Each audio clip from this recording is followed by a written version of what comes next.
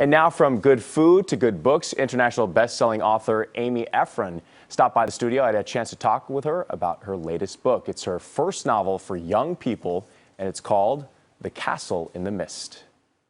All right, so how does this book start? It starts with two kids who live in New York, and they get to go sent to stay with their aunt in England because their mom is sick, and they don't know that, and their dad is a war reporter. And their aunt lives in Hampshire, England, and there's no Wi-Fi.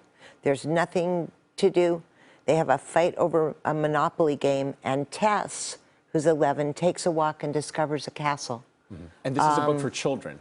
It's a middle grade book, 8 to 14, although we say 8 to 80. Mm-hmm. And she finds a key that lets her into the castle in the garden, and she meets a little boy named William, who's the boy in the suspenders behind me, who's just as lonely as she is. And he tells her to beware of the hawthorn trees. We don't know what that means. And there's something very magical about the castle, and wishes do come true. Tell us a little bit more about the castle. Well, the castle is where William lives, and it's got a carousel because his grandfather gave it to him when he was 8, which he's a little embarrassed about. There's a sculpture garden, and one night there's a blue moon, a super moon, and a red moon, which is an eclipse, all on the same night. The sky goes crazy. Her little brother Max disappears into the hawthorn trees.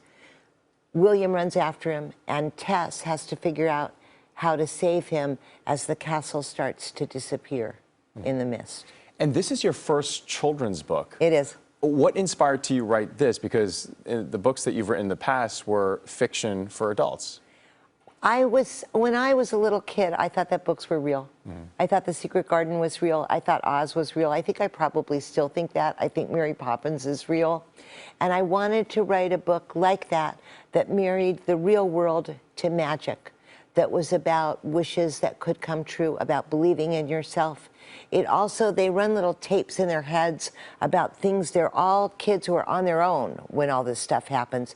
They run tapes in their head about things their parents have taught them.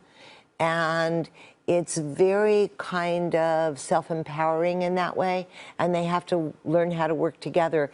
And it's a little scary on the other side of the hawthorn trees. And they have to figure out how to get back. When children read this book, do you want them to believe in magic? Do you want them to believe in dreaming? Because I heard that you still believe in Mary Poppins. I believe in magic. I believe that it's really important to believe in yourself. And I also think that sometimes wishes do come true. It's a beautiful cover. Tell us a little bit about the artwork that was done for this cover. It's done by a Disney 2D artist, and there's also amazing maps on the inside of Hampshire, England, a made-up version of it. And I'm embarrassed to say it's my handwriting on the map because they liked my handwriting.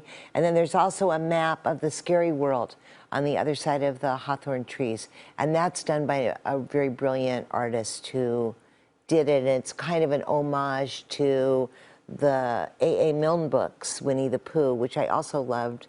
And I love Dr. Seuss. I love children's books, and I love children. I have 5 of them. Is there a certain character that you fall in love with as you're writing the book? You know, that's like asking you who your favorite kid is, which day.